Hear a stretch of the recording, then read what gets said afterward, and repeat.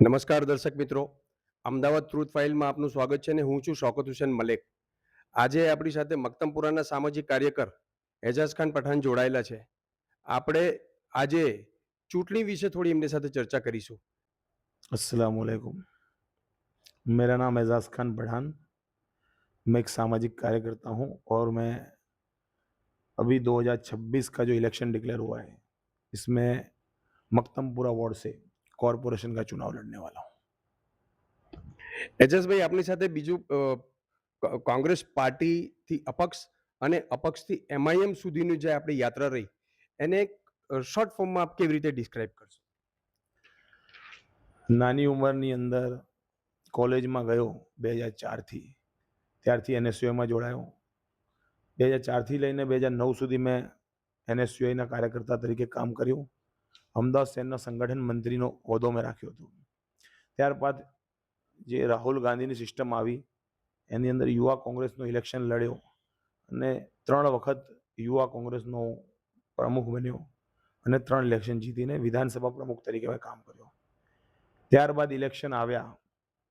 લાગતું એવું હતું કે આપણે કાર્યકર્તા તરીકે જે કામ કરીએ છીએ કોઈ પાર્ટી માટે કામ કરીએ છીએ, પણ ઘણા વર્ષો પછી 17-18 વર્ષના કાર્યકાળ પછી એવું ખબર પડી કે હકીકતમાં કાર્યકર્તાઓ માટે આપણે કામ નથી કરતા, સ્થાનિક નેતાઓ અને પૈસાવાળા લોકો જે હોય છે એ લોકો માટે આપણે કામ કરતા હોઈએ છીએ. અને પાર્ટીના તમામ નેતાઓનું લગભગ વલણ એવું હોય છે કે તમારા વિસ્તારના જે મોટા માથા છે એમને તમે કન્વિન્સ કરો.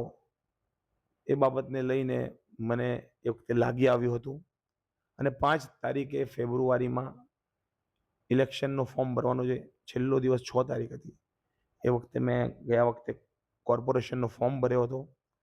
કોંગ્રેસ પાર્ટીથી મેં રિઝાઇન કર્યું હતું અને ત્યારબાદ મક્તમપુરા વોર્ડની અંદર 1983 મત હું લગભગ 9 થી 10 દિવસના પ્રચારની અંદર લાવ્યો, વગર કોઈ સિમ્બોલ, વગર કોઈ વસ્તુએ, વગર કોઈ પ્રચારે, વગર પૈસાના ખર્ચે.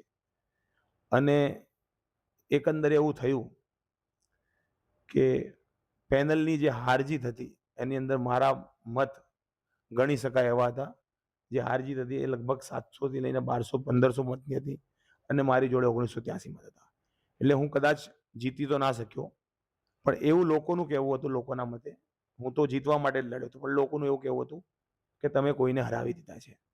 ત્યારબાદ સામાજિક કાર્યકર્તા તરીકે મારી જર્ની ચાલુ રહી. ઇલેક્શનના બીજા દિવસથી જ 23 ફેબ્રુઆરી 2021ના બીજા દિવસથી જ હું લોકોના કામે લાગી ગયો અને થોડા સમય પછી એઆઈએમઆઈએમ પાર્ટીના લોકો મને બોલાવવા આવ્યા અને એવું લાગ્યું કે કોઈ પાર્ટી જોડે કામ કરવું જોઈએ. તો ફરી પાર્ટી જોડે જોડાયો. 2022 8 ડિસેમ્બર 2022 સુધી મેં એઆઈએમઆઈએમ પાર્ટીમાં ગુજરાતના યુવા પ્રમુખ તરીકે કામ કર્યું અને ગુજરાતના લગભગ 15થી વધુ જિલ્લાઓમાં સંગઠન પણ બનાવ્યું. પણ મારી જોડે સમયની અછત અને મારો ધ્યેય ફરી એ જ મારું જુહાપુરા, મારું સરખેજ, મારું મક્તમપુરા હતું અને છોડીને જવાનું મન નહોતું. કેમ ઘણા મોટા નેતાઓને જોયા, એ તમામ લોકોનું બી ધ્યેય છેલ્લે તો એમનું મતક્ષેત્ર જ હોય છે. તો કેમ ના આપણે સામાજિક કાર્યકર્તા તરીકે સારું એવું વિસ્તારમાં કામ કરીએ અને કરવાની કોશિશ કરી અને એમઆઈએમ પાર્ટીમાંથી મેં પદ છોડ્યું અને શાંતિથી એક સંગઠન બનાવ્યું, ઇન્સાફ ગુજરાત, અને 2022થી લઈને 2026 સુધી આજ રોજ સુધી એ સંગઠનના નામ ઉપર હું કામ કરી રહ્યો છું. એજાઝભાઈ, બીજો પ્રશ્ન છે કે આપે કીધું કે ચૂંટણીમાં આપ ઝંપલાવશો. મક્તમપુરાની જનતા એજાઝ ખાનને કેમ વોટ આપે? મક્તમપુરાની જનતા એજાજ ખાનને કેમ વોટ આપે એ જનતાને ખબર છે. ઇલેક્શનની અંદર 1983 મત મળ્યા હોય, હાર થઈ હોય ને બીજા જે લોકો છે જે 15,000 થી 17,000 મત લાવીને હાર્યા હોય એ લોકો તો ગાયબ થઈ ગયા હોય ને જે જીતેલા લોકો બી હોય એ કેટલા લોકોની વચ્ચે હતા એ જનતાને ખબર જ છે. એટલે જનતાના તમામ મુદ્દાઓ પર, ગટરનું હોય, પાણીનું હોય, રોડ રસ્તાનો હોય, એમના ડોક્યુમેન્ટ્સના પ્રોબ્લેમ હોય, પોલીસ સ્ટેશનની કોઈ સમસ્યા હોય, ટ્રાફિકની સમસ્યા હોય, વિસ્તારની ગમે તે સમસ્યા હોય, સામાજિક, આર્થિક, ધાર્મિક તમામ સમસ્યાઓની અંદર એ લોકોના સમાધાન કરવાની કોશિશ મેં અને મારા સાથી અને ઘણા સોશિયલ વર્કરો કરતા રહે છે એ કરી છે અને લોકો એ જાણે છે. એટલે જ લોકોના કહેવાથી હું ઇલેક્શન લડી રહ્યો છું. એજસભાઈ, બીજું એક કે અત્યાર સુધી વિસ્તારમાં કયા એવા મોટા કામો છે વિકાસના જે આપના દ્વારા કરવામાં વિસ્તારની અંદર જોવા જઈએ તો હાઈકોર્ટની અંદર મેં 3 પિટિશન કરી છે હાલ સુધીમાં. એમાં એક પિટિશન એ આપણા વિસ્તારને લગતી છે, જેની અંદર જ્યાં બ્રિજનું કામ થઈ રહ્યું છે એ બાબતને લઈને ઘણા સામાજિક કાર્યકર્તાઓની અલગ અલગ રજૂઆતો હતી. પણ એ બાબતને લઈને તમામ રજૂઆતો, એ સિવાયની ટ્રાફિક પોલીસની જે 32થી વધુ લોકોના મૃત્યુ એક વર્ષમાં થયું છે એ બાબતને લઈને, તેમજ ટ્રાફિકની સમસ્યાઓ અને ટ્રાફિક પોલીસ અને કોર્પોરેશન દ્વારા લખાયેલા પત્રો, એ તમામ વસ્તુ લઈને હું હાઈકોર્ટમાં મેં એક સ્પેશિયલ સીએલ કરી હતી. અને એના બાદ લગભગ આ બ્રિજનું બી કામ પાસ થયું છે. એટલે એકંદરે એવું લાગ્યું છે ગયા ઇલેક્શનમાં મેં આ મારી વાત રાખી હતી. એ સિવાયનો આ ટીપી 85નો જે રોડ છે એ રોડની કામ પણ ઘણા સમયથી બંધ હતું. એ બાબતને લઈને કોરોના કાળની અંદર અમદાવાદ મ્યુનિસિપલ કોર્પોરેશનનું બેસણું, જે વખતે કોઈ કાર્યક્રમો જ નહોતા થતા, એ જ્યારે હું કોંગ્રેસમાં હતો ત્યારે કર્યો હતો. અને એના પછી ખબર પડી અહીંયા એક પોલીસ ચોકી છે, એ પોલીસ ચોકીના લીધે રોડનું કામ થતું નથી. પછી એને હટાવવામાં આવી અને એ કામ થયું. એ સિવાયના ડ્રેનેજના, રોડ રસ્તાઓના, સ્ટ્રીટ લાઇટના અને ઘણા બધા કામો ઘણા બધા સામાજિક કાર્યકર્તાઓ અને નેતાઓ સાથે મળી અને અમે ભેગા થઈને કર્યા છે. અને આવનાર સમયમાં આનાથી વધારે કામ કરવાની મારી કોશિશ રહેશે. એજસભાઈ, બીજો એક પ્રશ્ન હતો કે લાસ્ટ ટર્મમાં જેવી રીતે એમઆઈએમ અને કોંગ્રેસના કાઉન્સિલરો ચૂંટાઈને આવ્યા, તો એમને એ લાસ્ટ ટર્મમાં એમની કામગીરીને આપ કેવી રીતે જોશો? એમના કયા કામથી આપ સંતુષ્ટ છો અને કયા કામથી આપ અસંતુષ્ટ છો? જો 2007-8માં આપણો વિસ્તાર કોર્પોરેશનમાં આવ્યો છે અને 2010માં પહેલી વાર ઇલેક્શન થયા. 10ના ઇલેક્શન, 15ના ઇલેક્શન, 21ના ઇલેક્શન, એટલે લગભગ 3 ટર્મથી અહીંના લોકો કાઉન્સિલર જોવે છે. આપણે અમદાવાદ મ્યુનિસિપલ કોર્પોરેશન વિસ્તારમાં રહીએ છીએ. કાઉન્સિલરો જીતીને આવે છે અને જીત્યા પછી એમનું કામ શું હોય છે પબ્લિક જાણે છે. ફોર્મ ઉપર સિક્કા મારવાનું કામ હોય, એના પછી જે એમના પોતાનું પર્સનલ બજેટ હોય એ બજેટ વાપરવાનું કામ હોય. વિચારવાની વસ્તુ એ છે કે એ લોકો બજેટ વાપરે નહીં તો લોકોનું એવું કહેવું છે ને લોકોની મુખે ચર્ચા છે કે ભ્રષ્ટાચાર થાય છે. ખર્ચો કરે નહીં તો ભ્રષ્ટાચાર થાય કઈ રીતે, એ સૌથી મોટો સવાલ છે. હવે જે એરિયાની અંદર જનરલ બજેટનો ઉપયોગ કરવાનો છે યોગ્ય રીતે થતો નથી. જનતાને ખબર છે. આજની તારીખમાં મક્તમપુરા વોર્ડની અંદર મોટા ભાગના રોડ રસ્તાઓ તૂટેલી હાલતમાં છે, બિસ્માર હાલતમાં છે. સ્ટ્રીટ લાઇટના થાંભલા લગભગ મોટા ભાગે બંધ રહે છે. એ સિવાયને પાણીની લગભગ 30-35% આપણો વિસ્તાર એવો છે જે આજે પણ લોકો પાસે નળથી પીવાનું પાણી નથી. અને પ્રધાનમંત્રી સાહેબ એમ કહીને બેસેલા હોય અને પાર્લામેન્ટની અંદર એ વાત થતી હોય કે નલ સે જલ, અને એ જલ ક્યાં? દરેક સરકારી જગ્યાએ પણ એ લોકો જ્યાં રહેણાંકમાં રહેતા હોય એ લોકોને પાણી આપવું, એની સ્કીમ સેન્ટ્રલ ગવર્મેન્ટ લાવી હોય તો પણ જો જુહાપુરા, મક્તમપુરા જે અમદાવાદમાં જ હોય અને ત્યાં આજે પણ 35% વિસ્તારની અંદર પાણી ના હોય, તો આ કાઉન્સિલરોએ શું કામ કર્યું છે એક મોટો સવાલ છે. અહીંયા એક કેનાલ આપણી વચ્ચેથી પસાર થાય છે. કેનાલનો જે ગરનાળો છે એની માટે 5 વર્ષથી લોકો મહેનત કર્યા હતા. હજી એ ગરનાળો મોટો નથી થયો. એટલે સવાલ એ છે કે લેટર તો ફળ્યા, ફોટો પડ્યા, પણ લોકોનું કામ નથી થયું. આજે લોકો ટ્રાફિકમાં ફસાય છે. કેનાલની અંદર બાળકો અવારનવાર સાંભળવામાં આવે છે. રાત્રે 2 વાગે ખબર આવે, બપોરના 3 વાગે ખબર આવે કે સ્કૂલમાં જતા બાળકો ત્યાં ડૂબી ગયા છે, ફરવા નીકળેલા બાળકો ડૂબી ગયા છે, રમતા રમતા બાળકો ડૂબી ગયા છે. એટલે આવો ખૂબ જ મોટો ઝટકો પડે છે. ધ્રાસકો લાગે છે કે આપણા સમાજના લોકોના, આપણા વિસ્તારના બાળકો આપણે ગુમાવી રહ્યા છીએ. અને એની ઉપર જો બેરિકેડિંગ કરવાનું કામ ના કરાવી શકતા હોય તો આવા કાઉન્સિલરનો કઈ રીતે સાંખી લેવાય, એ સૌથી મોટો સવાલ છે. પ્રજાને પૂછવાનો સવાલ છે. ટ્રાફિકની સમસ્યા, રોડ રસ્તાની સમસ્યા, ડ્રેનેજની સમસ્યા, આ કેનાલ પાછળનો જે વિસ્તાર છે ત્યાં ડ્રેનેજની સમસ્યા છે. એટલે સૌથી પહેલા જરૂર છે કે આખા વિસ્તારની અંદર તમામ જે ડ્રેનેજ જે ખરાબ પરિસ્થિતિમાં છે એ તમામ ડ્રેનેજ બદલવામાં આવે. કેમ કે વરસાદી પાણીની નિકાલની લાઇનની અંદર ડ્રેનેજ સિસ્ટમ ઊભી કરવામાં આવી છે. એટલે આ ડૂબી મરવાની જરૂર છે આ કાઉન્સિલરો આજ સુધી જે લોકો રહ્યા હોય. અને તદુપરાંત બીજી જે વસ્તુ છે કે આપણા વિસ્તારની અંદર લગભગ 12 થી 15 સ્પોટ એવા છે કે કમર સુધી પાણી ભરાઈ જાય છે. લોકોના ઘરોની અંદર પાણી ભરાઈ જાય છે. અને વિચારવાની વસ્તુ છે દર ચોમાસે લોકોનો ફર્નિચર બદલવું પડે, લોકોના ઘર વખરીનો સામાન બદલવો પડે. એટલે શરમજનક વાત છે. અમદાવાદ શહેર, આપણે આજે ઓલિમ્પિક કરવા જઈ રહ્યા હોઈએ અને અમદાવાદ શહેરની અંદર જો આવી પરિસ્થિતિ હોય તો સરકારને બી ડૂબી મરવાની જરૂર છે અને વિરોધ પક્ષને બી ડૂબી મરવાની જરૂર છે. નહીં, અહીંના કાઉન્સિલરનું તો કહેવું જ નથી.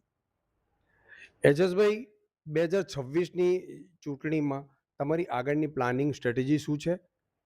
કોંગ્રેસ કે અથવા MIMના કે અન્ય કોઈ પાર્ટીની કોઈ ઓફર આવશે પાર્ટીમાં જોડાવાની તો આપ શું કરશો? હકીકતમાં એવું છે કે પોલિટિકલી જેટલી બી પાર્ટીઓ છે એ રાષ્ટ્રીય રીતે સંવિધાનિક તરીકેથી ઇલેક્શન લડે છે અને એમને ઇલેક્શન લડવાનો અધિકાર છે. અને એ તમામ પાર્ટીઓના જે બાયલોઝ આપણે જોઈએ, એમના બંધારણ આપણે જોઈએ તો એ લોકોની સેવા માટે જ બનેલા હોય છે. પણ હકીકત એવી છે કે પાર્ટીના નેતાઓ કે પાર્ટીના અમુક મળતિયાઓ ફક્ત ને ફક્ત ઇલેક્શન આવે એટલે કામ કરવા વાળા લોકોને બાજુમાં કરી અને ફક્ત પૈસાની ગેમ રમવા માટે બહાર નીકળી જાય છે. અને હોઈ શકે છે આ વખતે પણ એવું જોવામાં આવે કે જેનું રાજકારણથી જીવનમાં કોઈ લેવો દેવો નથી, જેને ગટરના ઢાંકણાનું માપ શું છે એને ખબર નથી, જેને પાણીની લાઈનમાં આપણે સપ્લાય ક્યાંથી મળે છે એને ખબર નથી, એવા લોકો ઇલેક્શન લડે તો કોઈ આશ્ચર્ય નથી. ગયા વખતે પણ એવું થયું છે. ઘણા એવા લોકો ઇલેક્શન લડ્યા છે, ઘણા લોકો જીતીને પણ આવ્યા છે, ઘણા લોકો હારી પણ ગયા છે. એટલે પૈસાની બોલબાલા હોય છે ને પાર્ટીઓ એની પાછળ ભાગતી હોય છે. પણ પાર્ટીનું સંવિધાન અને બંધારણ સારું જ હોય છે. એક માણસ લડાઈ લડે તો કદાચ કમજોર પડી જાય, જો સાથે મળીને લડાઈ લડવામાં આવે તો મજબૂતી શક્ય છે. તો કોઈ પક્ષ મને સ્વીકારવા તૈયાર હોય અને મને પક્ષ ટિકિટ આપવા માટે તૈયાર હોય તો હોઈ શકે છે પક્ષ સાથે હું રહી હું પોતાને મજબૂત કરું ને પક્ષને મજબૂત કરવાનું કામ કરી શકું છું. પણ મારી લડાઈ તો મક્તમપુરા, સરખેજ અને જુહાપુરાની જનતા માટે જ છે અને હર હંમેશ એ લોકોની લડાઈ લડીશ. હું ગમે ત્યાં હોઉં પણ આ જનતાની સેવા કરવાનો કામ કરતો આવ્યો હતો, કરતો આવ્યો છું અને કરતો આવ્યો રહીશ. 2026માં જો આપ ઇલેક્શન લડ્યા અને જીતી ગયા તો પ્રજા માટે એવી શું વ્યૂહરચના છે આપની પાસે? કયા કયા કામોના કન્સેપ્ટ આપની પાસે છે? જે મેજર કામો હોય, મોટા કામો હોય, એવા કયા કન્સેપ્ટ આપ લઈને આવ્યા છો? સૌથી પહેલા તો જ્યારે પણ ઇલેક્શન થાય ને ઇલેક્શન સમયે લોકો કેન્ડિડેટ લોકોના ઘરે ઘરે જતા હોય અને એમને મળતા હોય છે. આપણે સિસ્ટમ બદલવાની કોશિશ કરવાની છે કે આપણે ઇલેક્શન જીત્યા પછી પણ લોકોના ઘરે જઈએ અને એમને વિશ્વાસ અપાવીએ કે આપે અમને મત આપ્યા છે અને આપે અમને જે મત આપ્યા છે તો અમે આપના સેવક છીએ અને આપની સેવાનું કામ અમારે આપના ઘરે આવીને કરવાનું છે. હું કોઈ સિક્કો મારવા માટે કે કોઈ સિગ્નેચર કરવા માટે લોકોને મારે ત્યાં બોલાવવા માટે એવું નહીં કરું. જે લોકો મને ત્યાં બોલાવશે એમની સોસાયટીમાં, એમના મોહલ્લામાં જઈને કામ કરીશ. સૌથી મોટી આપણા વિસ્તારના લોકોની સમસ્યા છે ડોક્યુમેન્ટની સમસ્યા છે. એના પછીની બીજી સૌથી મોટી સમસ્યા છે ડિમોલિશનની મોટી લટકતી તલવાર છે. આપણે જોઈ રહ્યા છીએ કે ગુજરાતની અંદર ને દેશની અંદર ન જાણે કેમ બુલડોઝર દાદા અને બુલડોઝર બાબાની વાતો થતી હોય અને ગરીબોને એમના મકાનો તોડવાની વાત આવતી હોય. મક્તમપુરા, સરખેજ, જુહાપુરાના લોકોએ જોયું છે મને કે જ્યાં પણ આવી કોઈ ઘટનાઓ ઘટી છે ત્યાં એ જગ્યા ઉપર સ્થળ ઉપર જઈને મેં સ્થળ ઉપર એ લોકો સાથે ઊભા રહેવાની કોશિશ કરી છે. એમના દુઃખ અને દર્દ સાથે ઊભા રહેવાની કોશિશ કરી છે. ઘણા લોકોના મકાન બચાવ્યા પણ છે અને ઘણા લોકોને નથી પણ બચાવી શક્યા. એ મોટો દુઃખની વસ્તુ છે. પણ કોશિશ કરી છે અને કોશિશ કરતો રહીશ. મારી જોડે સારી એવી એડવોકેટની ટીમ છે. હું પોતે થોડો અભ્યાસુ વ્યક્તિ છું અને હું પોતે થોડો નોલેજ ધરાવું છું. હું પોતે LLB કરી રહ્યો છું. એટલે મારી કોશિશ એવી છે કે વિસ્તારના લોકોને 2010 પહેલાના તમામ લોકોને સરકાર પહેલા મકાન આપે ત્યારબાદ જ બીજી વાત થઈ શકે. ભલે TP ડેવલપમેન્ટ હોય કે ભલે સરકારી જગ્યામાં બનેલા મકાનો હોય. હાઈકોર્ટ અને સુપ્રીમ કોર્ટના ઘણા ચુકાદા છે અને તમામ ચુકાદાઓ મારી જોડે છે. હું વર્ષોથી લોકોને કહેતો આવ્યો છું. હું મારી લડાઈ લડી જ રહ્યો છું. જે લોકો મારી સાથ આવે છે એ લોકોની લડાઈ લડવાનું કામ કરું છું. પણ લોકોનો ભરોસો કમજોર કરવાનું કામ વિરોધીઓ કરતા હોય છે અને કરતા રહે. પણ હું મારું કામ કરતો હતો, કરું છું અને કરતો રહીશ. જનતા, મક્તમપુરાની જનતા માટે અને અમદાવાદની જનતા માટે ડિમોલિશન સૌથી મોટો મુદ્દો છે. ડિમોલિશન સામેની લડાઈ. અમદાવાદ શહેર ટ્રાફિકમાં જૂજી રહ્યો છે.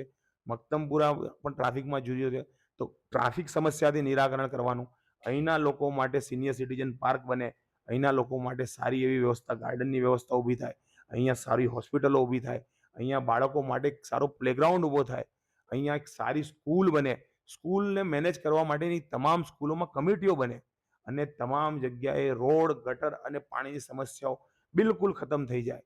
એવા કામો કરવાની કોશિશ 2026ના ઇલેક્શન પછી કરીશ ઇન્શાઅલ્લાહ, જો હું જીતીને આવ્યો તો. ઓકે એજાઝભાઈ, અમદાવાદ ટ્રુથ ફાઇલ તરફથી આપને શુભકામના પાઠવીએ છીએ. તો આ હતા સામાજિક કાર્યકર એજાઝ ખાન પઠાણ, મક્તમપુરાથી અમદાવાદ.